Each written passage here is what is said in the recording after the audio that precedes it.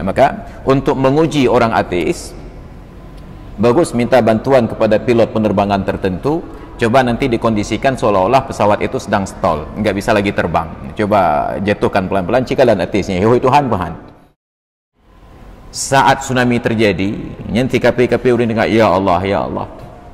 Bahkan di Aceh ketika gempa terjadi, yang non muslim pun la ilaha illallah, la ilaha illallah, berarti la in anjaitana min hadhihi, kalaulah engkau selamatkan kami dari musibah ini, lanakunanna minasyakirin, sungguh kami akan menjadi orang yang bersyukur.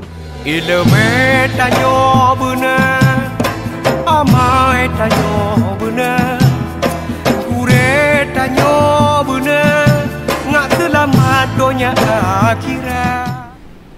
Ada banyak orang ketika sedang menapaki jenjang sukses lupa kepada Allah Ta'ala, tapi ketika dia sedang terjerumus kepada jurang kehinaan, tiba-tiba dekat dengan Allah. Sekitar beberapa tahun yang lalu saya teringat diundang ke PTPN 2 di Langsa untuk menyampaikan tausiah dalam rangka besijuk jemaah haji PTPN itu yang akan berangkat, dan hadir komisaris utamanya. Yang komisaris utamanya ini adalah mantan gubernur kita, Profesor Dr. Samsudin Mahmud MA.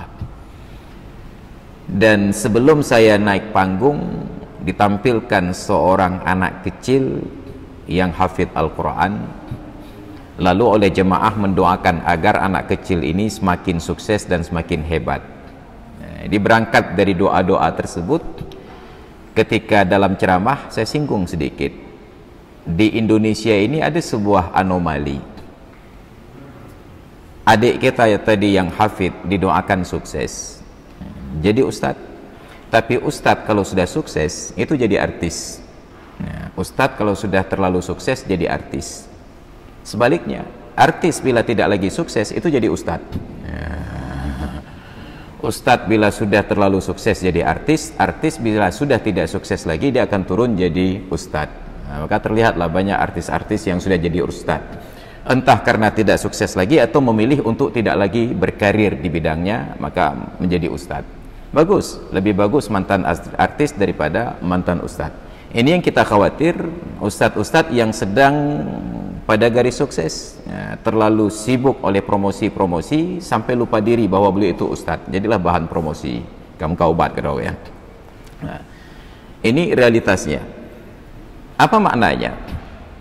Setaat apapun seseorang, ketika diuji dengan kesuksesan sulit untuk bertahan, sulit bertahan. Tapi sejahat apapun orang, ketika diuji dengan kesulitan, dia bisa mendapatkan pencerahan, tiba-tiba menjadi taat, menjadi baik. Maka orang di pintu sukses, kalau saat itu kita goda untuk taat, parah sekali. Makanya Allah katakan dalam Al-Quran, waliyabtaliyal mu'minin, agar Allah menguji orang-orang yang beriman. Kata Imam Syafi'i, la budda minal ibtila, tidak boleh tidak dalam hidup ini mesti ada bala. Bala itu ujian ya, tapi kita selalu berdoa untuk tolak bala. Ujian kita tolak, tapi kalau sudah mengalami ujian tetap wajib dihadapi, tetap menolak ujian yang lebih berat. La budda minat tamkin, la budda minal ibtila qabla tamkin, tidak boleh tidak mesti ada ujian sebelum posisinya menjadi mantap. Orang yang lebih dahulu mantap sebelum ada ujian cepat goyah, tapi orang yang sudah menapaki karir pelan-pelan itu nggak bisa lagi digoyang. Sudah habis semua tantangan hidup dia jalani, maka bahkan senjata yang ditempel di keningnya itu tidak menggoyahkan keyakinan. Maka pengusaha yang sukses nggak bisa diancam dengan senjata. Kenapa? Mereka sudah pernah melewati tahapan-tahapan berat tersebut. Yang cepat goyah oleh kokangan senjata itu biasanya langsung sukses, tidak menghadapi batu loncatan satu demi satu. La budda minal ibtila qabla tamkin, ada ujian. Nabi diuji, orang beriman diuji. Yang kurang ujian, bukan tidak ada ujian, yang kurang ujian hanya orang-orang yang maksiat saja, yang kafir. Jarang orang maksiat itu diuji oleh Allah. Tapi bukan tidak ada ujian, karena kadang-kadang kekayaan itu juga ujian yang lebih berat. wa katsiran ma tankashiful hujubu anil fitrah, dan sering tersingkap hijab tentang fitrah. Fatazula anhal ghasyawatul lati ranat 'alaiha 'indama tusabu bimusabin alimin, maka hilanglah selaput-selaput yang menutupi pandangannya ketika ditimpa dengan musibah yang pedih. Au taqa'u fi ma'zaqin la tajidu fihi minal bashari 'aunan, ataupun jatuh di dalam sebuah kesulitan yang dia tidak dapati bantuan dari seorang manusia. Wa tafaqqada asbaban najati, dan tidak lagi menemukan jalan untuk selamat. Fakam min mulhidin, betapa banyak orang yang ateis yang tidak mengakui keberadaan Tuhan. Arifa rabbahu wa aba ilaihi, mengenal Tuhan dan kembali kepadanya kapan? Indama uhita bihi, ketika sudah diselimuti dengan berbagai ujian. Ateis itu tidak percaya Tuhan karena hidupnya masih normal. Maka dibuat ilustrasi, waqad sami'na, kita pernah mendengar, kaifa abarukabu ta'iratin ma ila rabbihim indama asaba ta'iratahum khalalun. Ada penumpang-penumpang pesawat tertentu kembali kepada Tuhannya ketika pesawat itu mengalami cacat, mengalami kecelakaan. Fa akhadhat tahtazzu wa tamilu, maka pesawat itu bergetar dan condong. Wa tata'arraju fi al-fadha, lalu jatuh dalam penerbangannya. Wa tayyaru la yamliku min amrihi syai'an, pilot tidak lagi punya kendali. Fadlan anir rukab, dibandingkan sekedar untuk membantu penumpang, dirinya saja nggak bisa dibantu. Hunaka ikhtafal ilhad, pada saat itulah hilang sikap tidak mengakui Tuhan. Wadajjatil alsinatu biddoa, dan setiap lisan akan mulai berdoa walaupun Tuhan yang diseru salah. Tapi bahkan orang ateis pun ketika pesawat sedang jatuh tiba-tiba punya Tuhan. Ya Tuhan, ya Tuhan, ya Tuhan, bukan? Padahal ketika di darat dia tidak percaya ada Tuhan. Ketika sudah tidak ada satu makhluk pun yang bisa membantu, saat itu dia baru teringat, ya Tuhan, ya Tuhan, ya Tuhan. Video kan ada kan, bisa pakai video tersembunyi itu CCTV.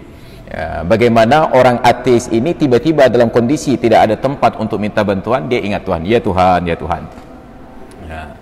Maka kata Allah dalam Al-Quran, hatta idza kuntum fil fulki wa jarayna bihim birihin tayyibatin wa farihu biha, sehingga apabila kalian sedang berada dalam sebuah kapal dan kami alirkan kapal tersebut dengan angin yang lembut dan mereka bersuka cita dengan sebabnya. Ja'atha rihun 'asif, lalu datanglah angin yang kencang. Waja'ahumul mawju min kulli makanin, lalu datanglah gelombang dari berbagai penjuru. Wa dhannu annahum uhita bihim, dan mereka menduga mateke. Da'awullaha mukhlishina lahuddin, tiba-tiba dalam kondisi demikian mereka berdoa kepada Allah seikhlas-ikhlasnya. Apa isi doanya? La in anjaitana min hadhihi, ya Allah, kalaulah kami selamat dari musibah ini, lanakunanna minasyakirin, sungguh kami akan menjadi orang yang bersyukur. Saat tsunami terjadi, nanti KPKP udah dengar ya Allah, ya Allah. Bahkan di Aceh ketika gempa terjadi, yang non muslim pun la ilaha illallah, la ilaha illallah, berarti la in anjaitana min hadhihi, kalaulah engkau selamatkan kami dari musibah ini, lanakunanna minasyakirin, sungguh kami akan menjadi orang yang bersyukur. Tapi ketika selamat, lagi salam ila ut sapat tabi kenira outro darat kalain habah. Di tengah laut ketika sedang angin kencang, gelombang besar, nyangka oi beraya, ya Allah, ya Tuhanku, punya selamat ru darat unta putih. Turun derajat terpaan anginnya, tinggal gelombang besar saja, ya Allah, baik jadi unta lemah mentang. Begitu gelombang pun berhenti, diganti lagi, ya Allah, baik jadi lemah kameng mentang. Begitu terlihat tepi laut, ya Allah, berjadi kameng manok mentang. Sampai ke darat, ya Allah, kakek buah manok mentang. Kenapa? Kita ubah kondisi ketaatan sesuai dengan goncangan di dalam hidup. maka orang yang hidupnya selalu digoncang akan lebih dekat dengan Tuhan dibandingkan orang yang hidupnya selalu dalam keadaan aman. Maka ada banyak ayat yang menyatakan ujian, penderitaan dan kemiskinan lebih mendekatkan kita kepada Allah daripada ujian dengan kekayaan, pangkat dan jabatan. Diabadikan dalam surat Al-Fajr, fa ammal insanu idza mabtalahu rabbuhu fana'amahu wa akramahu.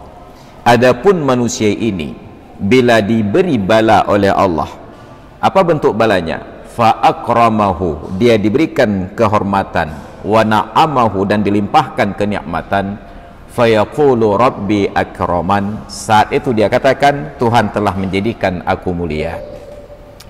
Wa amma idza mabtalahu faqadara alaihi rizqah, adapun ketika diuji sebaliknya dipersempit rezekinya, fayaqulu rabbi ahanan, tiba-tiba dia katakan Tuhan telah menjadikan aku hina. Kalla bal la tukrimuna al-yatim wa la tahadduna ala ta'amil miskin. Sekali-kali bukanlah demikian, tapi kalian tidak memuliakan anak yatim dan tidak menganjurkan untuk memberi makan orang-orang yang miskin. Bahasa ayat itu saja luar biasa. Ketika ujian itu dalam bentuk kenikmatan dan kehormatan, disebut siapa pelakunya. Fa ammal insanu idza mabtalahu rabbuhu fa akramahu wa na'amahu. Adapun manusia bila diuji oleh Tuhannya, yang menguji itu Tuhannya. Apa bentuk ujian? Fa akramahu, dimuliakan, wa na'amahu, diberikan nikmat. Tapi ketika ujiannya dalam bentuk kesempitan hidup dan rezeki, tidak disebut siapa yang memberi ujian. Fa amma idza mabtalahu faqadara alaihi rizqahu. Adapun ketika dia diuji dan dipersempit rezekinya, tidak disebut bahwa Tuhan yang memberikan ujian. Kenapa? Al-Quran mengajarkan kita untuk berbicara dengan bahasa yang baik dan benar. Padahal nikmat dan siksa dua-duanya datang dari Allah Ta'ala. Tidak ada sesuatu yang berlaku di jagat raya kecuali atas seizinnya. Tanyo benar, amai tanyo benar.